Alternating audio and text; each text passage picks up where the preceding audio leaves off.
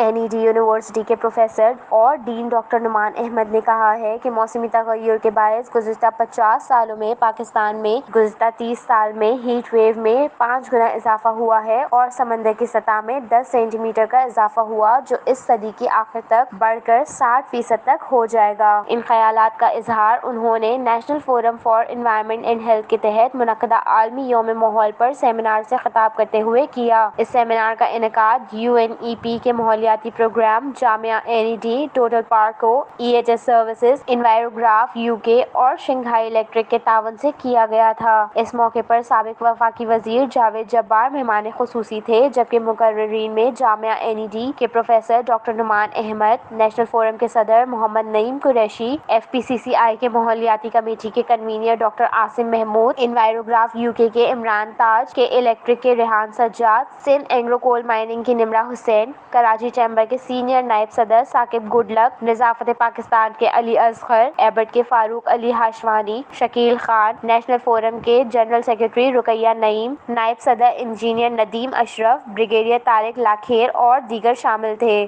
اس موقع پر ڈاکٹر نعمان نے بتایا کہ کراچی کو مزید ہیٹ ویو، سائیکلون، سونامی کا سامنا رہے گا، جس پر سنجیدگی سے توجہ کی ضرورت ہے۔ انہوں نے بتایا کہ کراچی کے لیے موسمیاتی تبدیلی کا کوئی پلان نہیں ہے اور نہ ہی ہنگامی حالات میں نمٹنے کا کوئی اداروں کے درمیان منصوبہ بنایا گیا ہے۔ اس موقع پر خطاب کرتے ہوئے ڈاکٹر عاصم محمود نے کہا ہے کہ 24 سالوں میں ماحولیاتی قوانین کے باوجود 1% سے بھی کم گندا پانی پلانٹ کے ذریعے صاف کیا جاتا ہے، جو بہت سے ماحولیاتی اور صحت کے مسائل پیدا کر رہا ہے۔ انہوں نے سنگاپور کی مثال دیتے ہوئے بتایا کہ وہاں گندا پانی 3 بار ٹریٹ کیا جاتا ہے، مگر پاکستان میں 1997 سے ماحولیاتی قوانین موجود ہیں، مگر ان پر آج تک عمل درآمد نہیں ہو سکا ہے۔ اس موقع پر جاوید جبار نے وزیر اعظم عمران خان کے ماحولیاتی کے حوالے سے کیے گئے اقدامات کی تعریف کی اور کہا کہ ملک کی تاریخ میں پہلی بار ایسا ہوا ہے کہ کسی حکومت نے ماحولیاتی مسائل کو سنجیدگی سے لیا ہے۔ انہوں نے کہا ہے کہ UN نے پہلی بار پاکستان کو اس کانفرنس کے لیے میزبانی کے لیے چنا ہے اور حکومتی اقدامات کی وجہ سے ممکن ہوا ہے۔ انہوں نے کہا ہے کہ خیبر پختونخوا حکومت کے بلین سونامی ٹری منصوبے میں 80% پودے آج درخت بن چکے ہیں۔ انہوں نے کہا ملک میں بڑھتی آبادی کی وجہ سے ماحولیاتی مسائل سنگین ہوتے جا رہے ہیں اور اسی وجہ سے آج بھی 20 ملین بچے اسکول نہیں جا سکتے۔